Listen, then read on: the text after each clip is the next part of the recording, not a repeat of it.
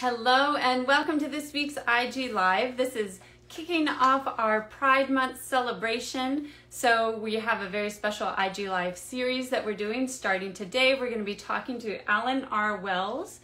His new book, It's Pride, Baby. And I'm going to get him on here for you in just a minute, but I just wanted to give you a few announcements. We also have another IG Live coming up next week with Lee Wind. And you can see here, possibly, one of our new t-shirts that you can get. This is about how LGBTQIA plus books save lives. This is designed by Federico Heredia. So you can go to the link in our bio to purchase one of those.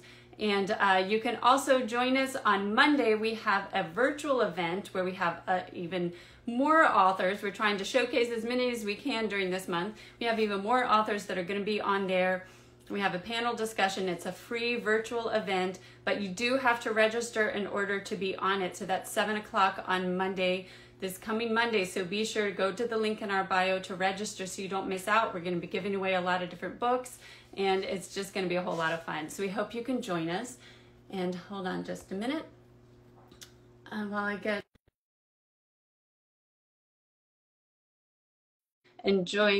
join us for all of those events. Get the t-shirt if you want. It makes a great gift for Pride Month.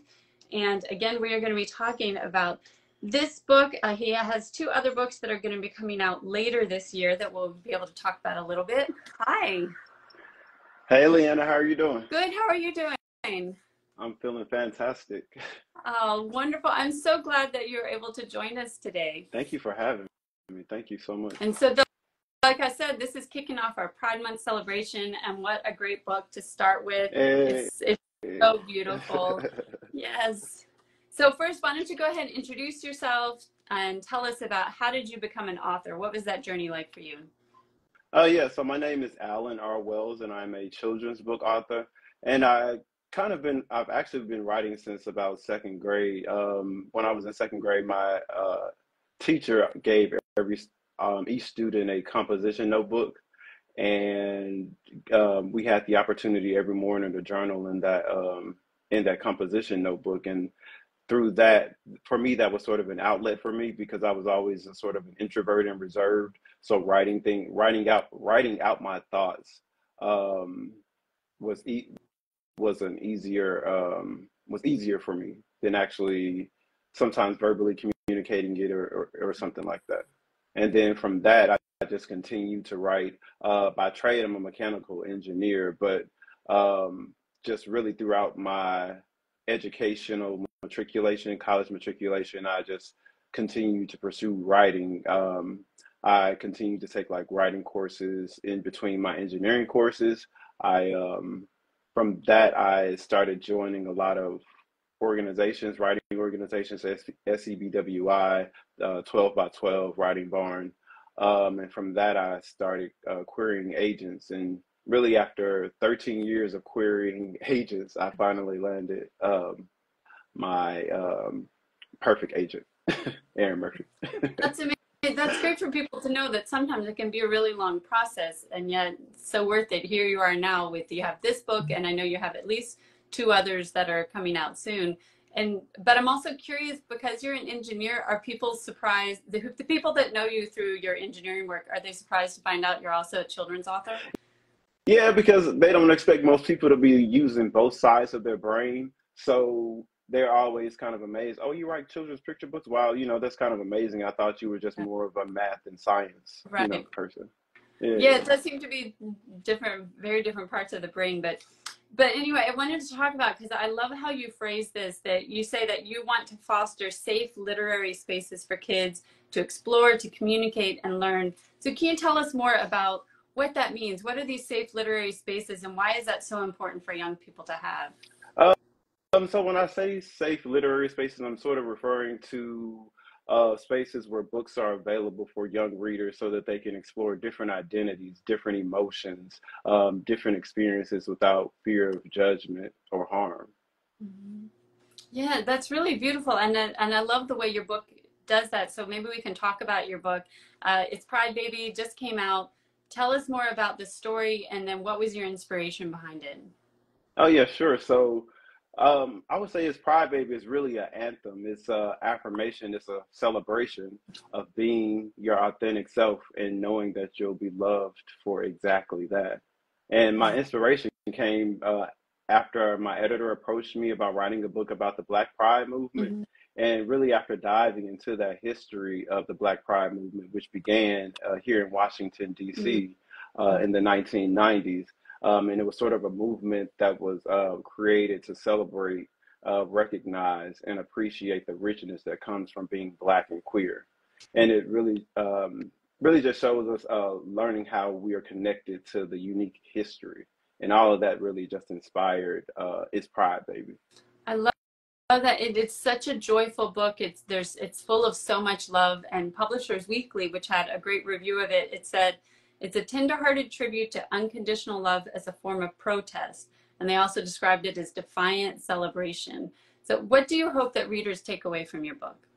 So I hope that readers read and see through Valle's amazing, wonderful illustrations, colorful, vibrant, just beautiful. What love looks like what love looks like in all its forms. I hope it develops empathy for readers who don't identify on the LGBTQIA plus spectrum. And I really just hope it promotes meaningful conversations about understanding and a safe place, and really just a safe place for queer youth.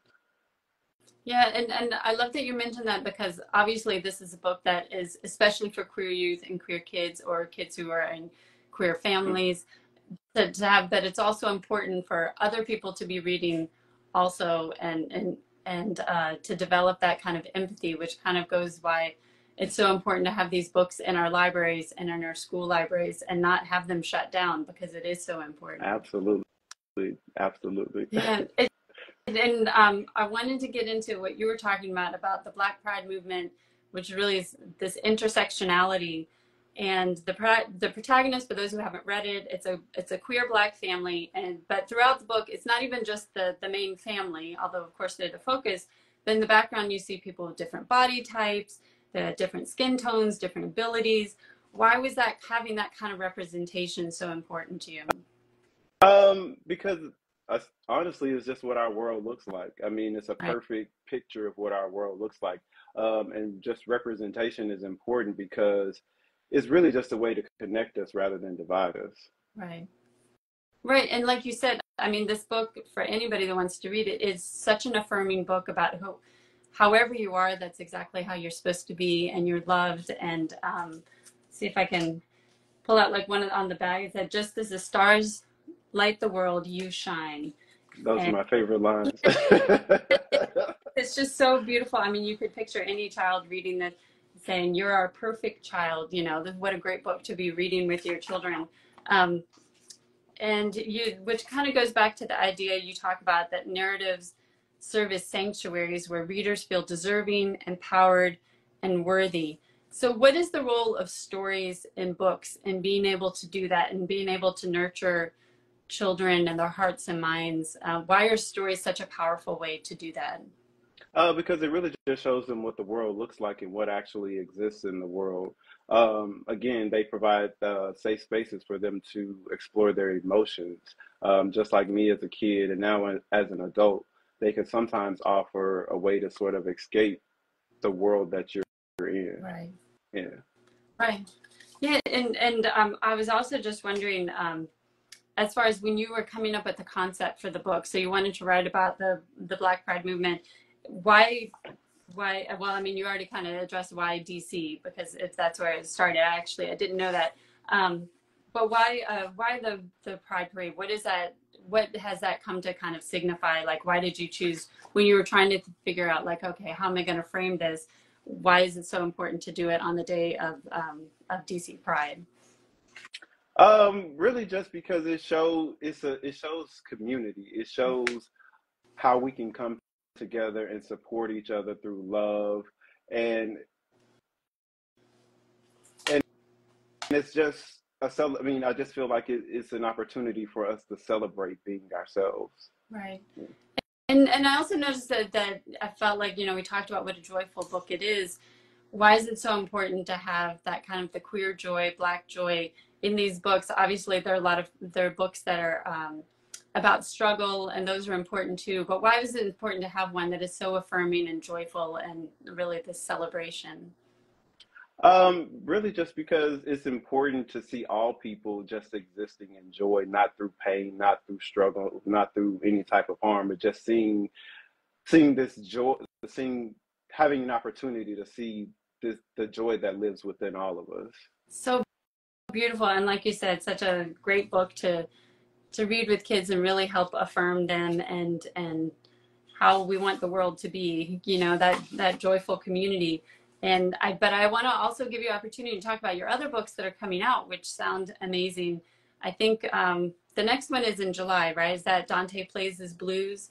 Yeah. And so do you want to tell us about that one, and then maybe we can talk about your other one about Yvonne Clark? Oh yeah, absolutely. So Danté Plays His Blues. I actually have a copy of it. I'm really excited about this one because it kind of pays tribute to my roots in Mississippi. I grew up in Jackson, Mississippi. So the story follows this little boy named Dante who is dealing with housing insecurity. So him and his mom have to move in with his uncles.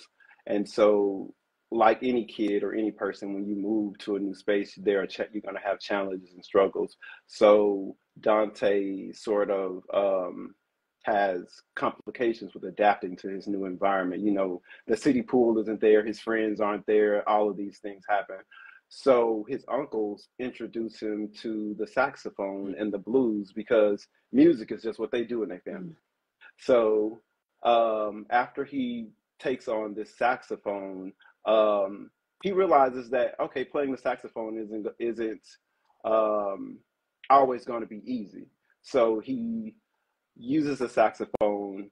He continues to practice, and his uncle sort of teach him to turn his blues into his muse through music.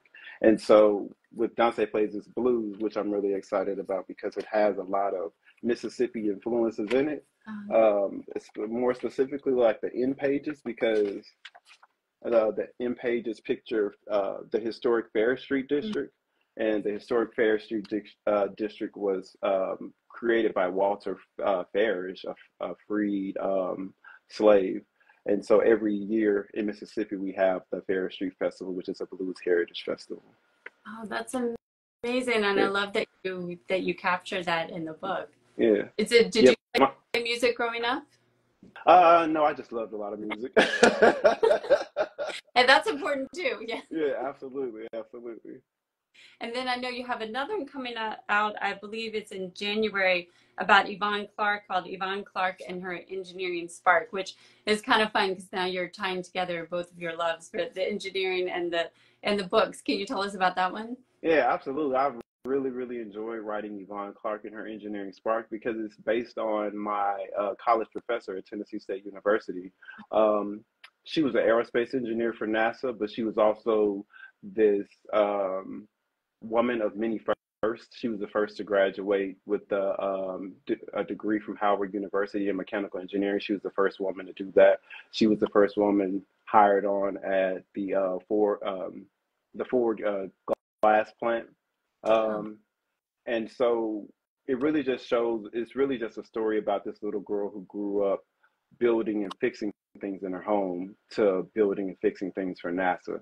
And so for me, it's kind of like a full circle moment because I've had the opportunity to kind of walk where she's walked because the NASA facilities that where she worked as an aerospace engineer, I've had the opportunity to design and renovate those same facilities. Wow, yeah. That's amazing. You said, and she was your professor? Yeah, she was my professor at Tennessee State, engineering professor, yeah. Wow. So when you're deciding, because these are all such great topics, but in some ways they're kind of different. What for you is like the thread that runs through them, or what do you think about when you're thinking about like what are you going to write your next book about? What are you looking for? I look internally, I look at myself. Like all of these stories have like sort of a personal connection to me. When you think about Danté Plays His Blues, it's set in Mississippi. It has its blues culture. I grew up on blues culture. If you think about its Pride Baby, I'm a queer Black man, you know. So that's says it all. And then, of course, with with Yvonne Clark and her engineering spark, I mean, she was my college professor. She was a inspiration to me, you know. So yeah, so all of them sort of have like a personal connection to me. Yeah. Right, and all of them too seems like they also have kind of that a sense of like emotional connection, you know, for either for the kids reading or for yourself, you know, that like whether you're affirming them or you're teaching them, like with the music, teaching him how to deal with his circumstances that are so uncertain. So I all the themes that come out in them, and so what's next for you? Do you have other ideas that you're kind of already thinking about, or? Yeah, I've been sort of a pastor lately, but I'm actually wrapping up a young adult novel. And yeah, so, and I'm really excited about that one because it'll be my first young adult novel. And then I have a couple of picture books. I'm trying to jump into the humor realm, so pray for me.